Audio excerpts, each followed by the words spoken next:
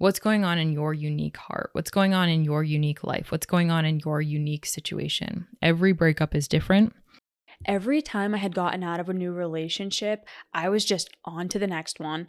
It's like, I can't feel this pain. I can't feel whatever it is that my heart is trying to tell me the problem is, because I was so scared to face the truth. Hey everybody, this is Bianca. And this is Emilia. Thank you for coming to another episode of Evolve Ventures, where we are making evolution possible for all the growth-minded humans just like you through vulnerable lessons, stories, and technology.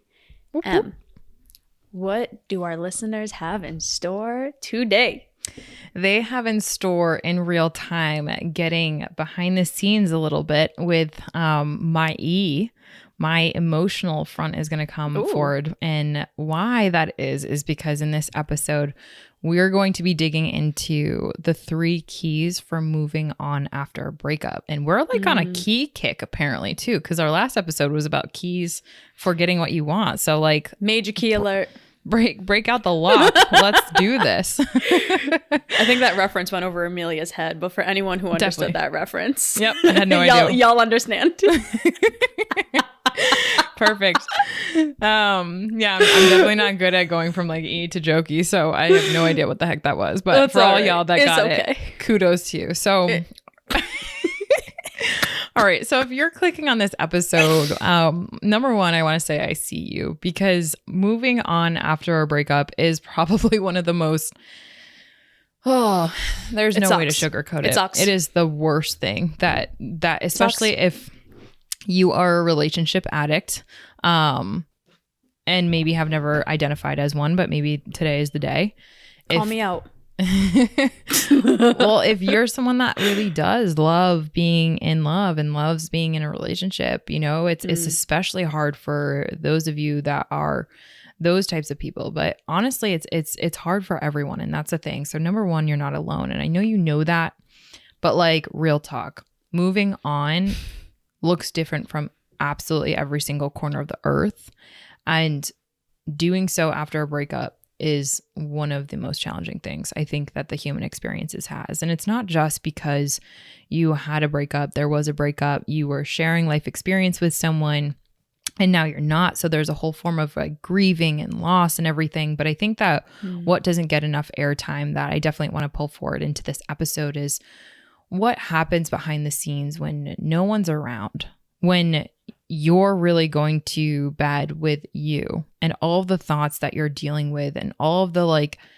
that heart quenching feeling, emotion, depending on how it broke off, you know, what your experience is and what that really does and how that wreaks havoc on your emotional, your mental, your spiritual, your physical, your psychological, your sociological space. And you know, I think that one of the things, so doing so much relationship coaching and relationship experiences, and so many failed in the past, and having, you know, the most extraordinary relationship that I've ever seen. Obviously I'm biased, but like I had a much of a rocky past with relationships. And so with that, I learned a lot and I researched a lot. And one of the most fascinating stats that I remember researching way back when I lived back in Wilbraham, Massachusetts, a small little hometown, was that when you go through a breakup, studies show, I'll never forget this, studies show that going and driving a car after a breakup is just as, if not more risky than being a drunk driver. What? Isn't that amazing? I'll never forget it. And the reason being is because holy crap. From a chemical response, breaking up and going through that experiencing, like the experience that happens from an emotional capacity, like there's so much physiology that gets shooken up. And in a way, you're so not on point, if you will, just like if you were to be a drunk driver. And wow, that's wild. So the pain also affiliated with a breakup is that equivocated to a heart attack, by the way. Our brains actually register breakups as on the pain scale for the majority, obviously everyone's unique in their own pain threshold, but on the Richter scale as the pain of a heart attack. And so those two stats I wanted to bring forward because I want to really help to connect to all of those people who are either they're right now going through it, or they're a support system for someone that they might know that is going through it, or they're trying to work on with someone, or whatever your situation is. This is real life. The pain that you're experiencing isn't just made up in your head. It is physiologically really stirring things up. So we want to look at the 3 keys, and we need to do that by really looking at the deeper understanding about what is going on within you as the listener. What's going on in your unique heart? What's going on in your unique life? What's going on in your unique situation? Every breakup is different.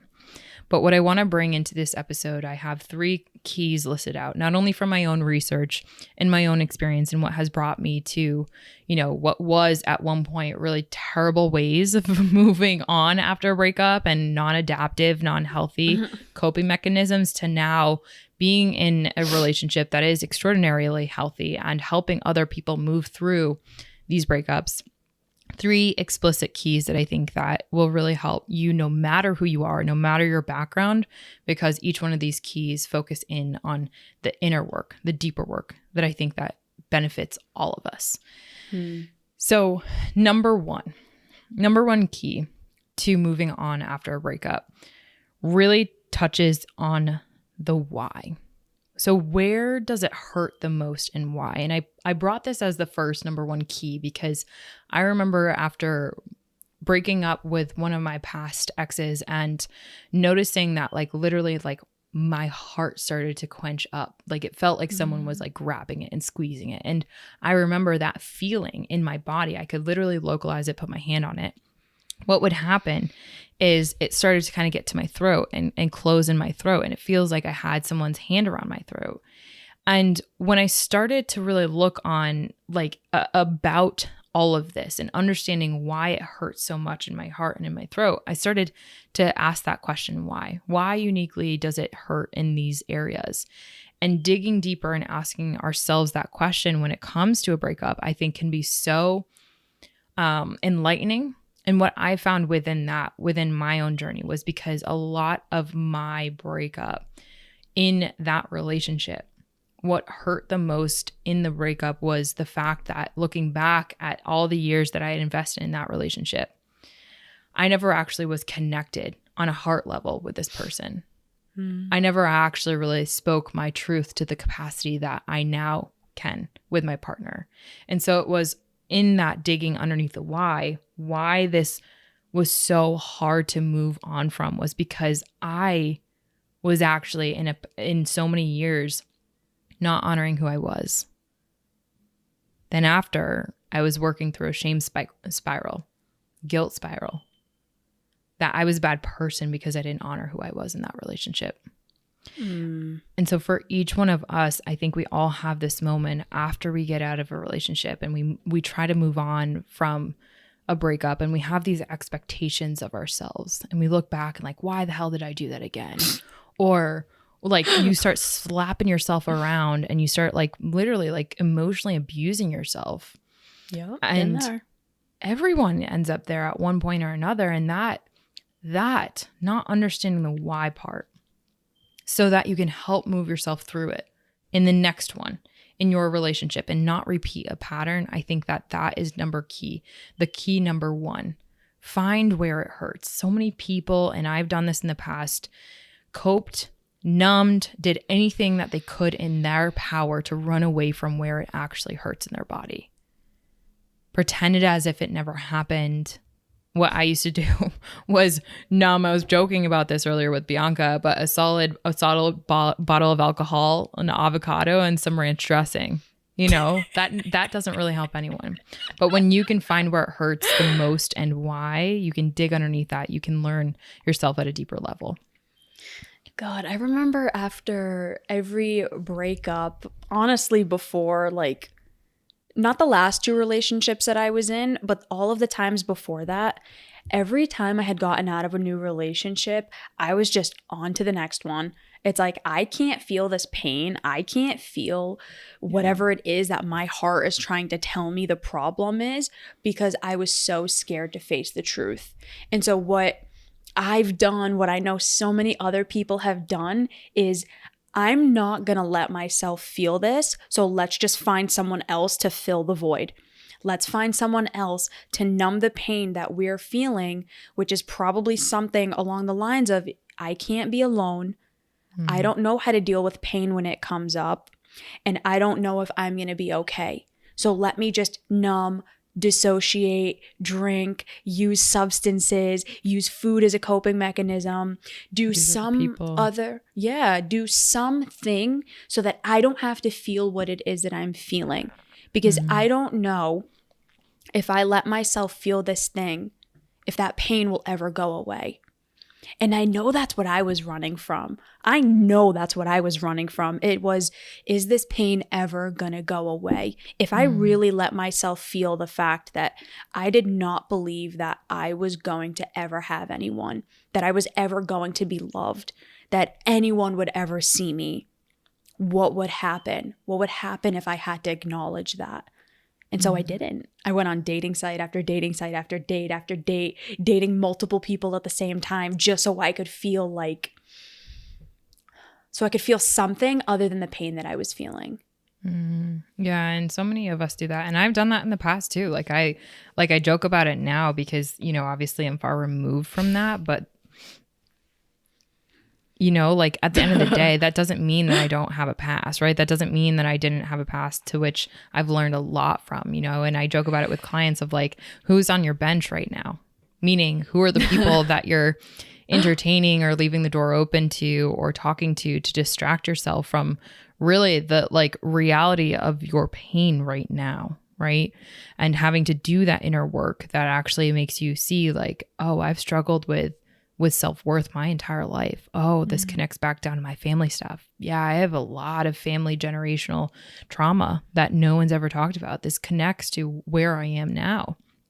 And this kind of brings me to the key number 2, which I really had to take a hard look at, and it was very challenging to do, but it really did help me move forward and move on after a breakup. Because I really, not only use the key number 1 to help me understand where it hurt and why, but in this particular breakup, I had to dig deeper and understand what was contributing to this breakup, because I noticed there was a pattern, there was a cycle here. And I noticed that in many ways, I was seeking out things that weren't good for me or that were hurting me and doing more damage to my own self-worth, my own self-belief, and doing more good than I was, really receiving. And when I started to really look at that and look at, the patterns of my relationships, I started to understand what was contributing to those cycles. And after doing research, I understood, wow, holy crap. I seek out all of these emotionally unattached, unhinged, really, if you will, it was like very much attracted to very dominant males that had no concept of emotional connection, very toxic masculinities. And I realized, like, what is this pattern? What is happening here? And I realized that my attachment style was what was very much attracting that. And it was my attachment style that was bringing me into these relationships over and over and over again, contributing to this pain that was created, right? Contributing to this maladaptive go-to coping cycle after the breakup happened. So like what I had realized was that my attachment style, I was working on it and moving from avoidant attachment style now to a secure one, but I was very, very much an avoidant attachment style, and that was being brought into my relationships, attracting very insecure men. And as a result of that, after we had broken up, the like cycle that came down was a very like, oh, like because I was with a lot of insecure men, in many ways they would try to gaslight me and tell me that like I wasn't good enough, or that like it like just try to make me less than what I knew I was. So after a relationship, I realized like, holy crap, moving on. It was like I was reevaluating my entire life, reevaluating what I thought I knew, like having to see like, holy crap, I lost so many different parts of myself because I gave it away to all of these insecure men. And why? It was because of my attachment style. So the key number 2 here is to understand what your attachment style is, because moving on from a breakup, a lot of the moving on part, there's specific strategies or go-to cycles that you might be going to that's comfortable for you because of your attachment style. And I think when we can understand our attachment style, that is a huge piece of self-awareness that can actually help us not only move on after a breakup, but move forward. Because here's the thing, if you don't understand what you're bringing into a relationship, you don't have any power to change what you bring to and what you attract for a relationship. And that is key. I have one more key. I was going to say, was that all 3? I think that was only 2. Last one here. All right. So last one. Seek support that will help you break any negative cycles that are hunting you. So like, for example, like I had sought support, i.e. friends, people, therapists. We talked about our board of directors in our last episode. And essentially those are people that support you and want to see you grow to your fullest potential in the unique capacity that you are. And sometimes this actually is you seeking support in an alternative manner, because likely there are going to be people when you're going through a breakup that like, you did nothing wrong. Like it was all this person, it was all them, that it's very sweet and good intent. But in the truth, it takes 2 to tango. And I think that moving on and moving forward, and if you don't want to repeat the cycle that you're in right now, and it's so painful and like you feel like you're in this again and again and again, you need support that will help you break those negative cycles. So for me, I remember I had a friend that actually, she has her own private practice now. She's actually, I believe, a counselor for children. She had said, do you think like there's any sort of cycle that's happening here? I was going through a breakup, and she was like, it seems kind of like, and I could be wrong here, but, do you think that there's a cycle here where it seems like there's a pattern that some of these guys have where X, Y, Z? And like at the time I was in so much pain, my ego didn't want to admit it, but she was the one person that I really needed to hear what she had to say, because it wasn't like just patting myself on the back and saying, you had nothing to do with this breakup. You had nothing to do with this relationship. It was all them. She actually helped me to work through and break any cycles that were negative that I was bringing in, based on who I aspire to be, based on what I want. So whether it's changing up your environment support, whether it's changing up your psychosocial or your physiological or even your sociological support, I think that seeking support is key number 3, because ultimately each attachment style, and hopefully y'all are hearing this through and through, each attachment style moves on differently. And that's okay. I think honoring your uniqueness and letting that empower you to understand and honestly, quite frankly, make a plan to move forward and commit to the compassionate route without navigating around these things that you're contributing to with ever a cycle. Commit to the fact that you don't want to make any same mistakes again. You don't want to do that to the degree that you had done that before. And not to say whatever this breakup that you might be going through was because of a mistake that you made. I'm not implying that here. As we move forward though, I think looking at the lessons and seeing what can you take out of this experience. Not feeling like in totality this was a rejection, but it's a redirection. And I think that's absolutely huge. So I know that was way more long form than I think I intended, but no, Em, that was so valuable. I think that these keys really can help, like I said at the very beginning, be like the inner work stuff here. Because if we keep running from our pain, we're going to continue to be contributing and attracting these cycles that are hurting so many people. And then we cope in ways that we don't understand. And that, hurt people. And I know that because I was one of those people. I was hurt at one point from a breakup, and I hurt others unintentionally, but I did.